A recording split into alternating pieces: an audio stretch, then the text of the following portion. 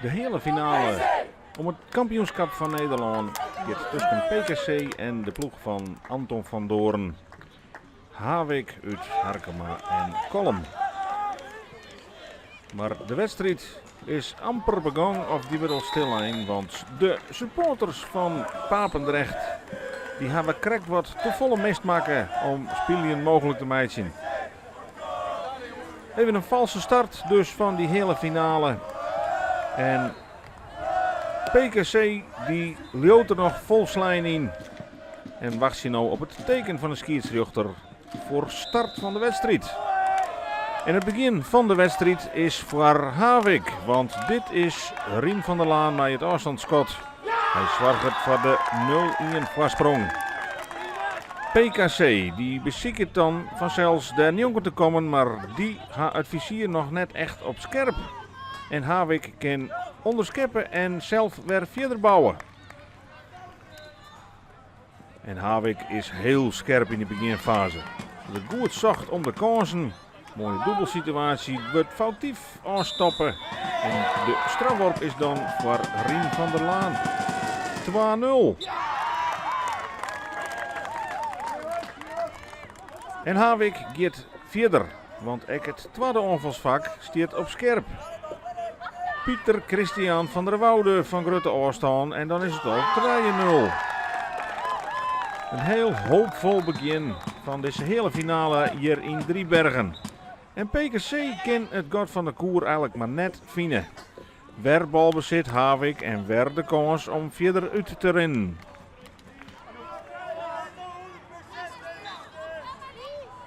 Weer van Oostaan en weer Pieter Christian van der Woude. En dan is het 4-0. Wat een weelde voor de ploeg uit Kolm en de Harkema zien het Grutte PKC. PKC wat maar net scoren kan. Ja, het rent er stroef. Ze willen eigenlijk een beetje voortspelen in deze fase. En het is Havik wat gewoon teruggeeft. Thomas Visser van Grutte Oostaan 5-0.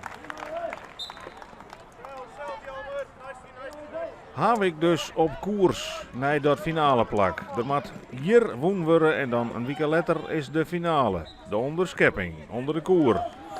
En waar kan Havik de voorsprong uitbreiden?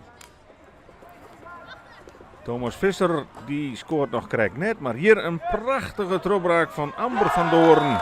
En die gaat erin en dan is het 6-0. Het god is slijn. Het is PKC wat lang wacht op een treffer. Hier dan de 2-zoon. Eindelijk een goal voor Papendrecht. Maar direct het antwoord aan de overkant. De bal bloeit in de ploeg. En het is Thomas Visser die goed zocht en de kans benut.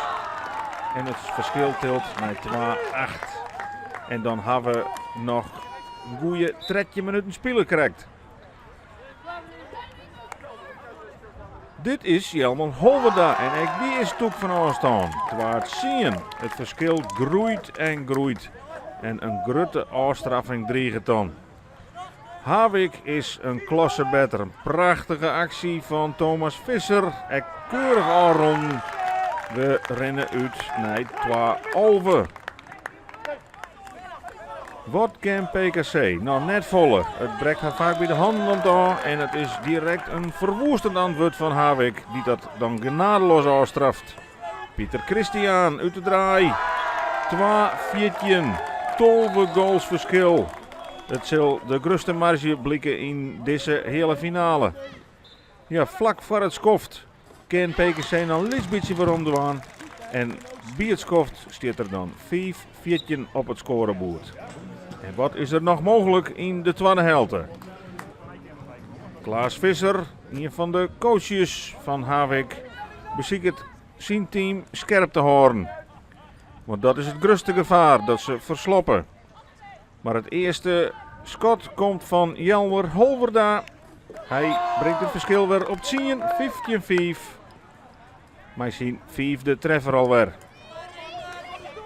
En PKC, ja, die beziekt je het wel. Forceren ek kansjes, krijgen daar ek de gelegenheid terug Havik die toch wat slordig aan het verdedigen is. En dat kostte een soort strafworpen. Weer een stip betekent dat het 8 Santjen Wut.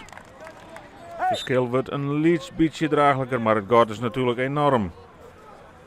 Hier een tropbraak van PKC. En dan wordt het verschil nog wel een beetje lietser, maar echt spannend wordt het net. Het verschil is te groot. We gaan naar de allerlaatste seconden van de wedstrijd. En dan van hele grote afstand wordt de eindstand gebracht op 20-14 voor Havik. Een prachtig resultaat. Zij kennen haar opmaatje voor de finale in Bennekom. Tjen de bees van DVO.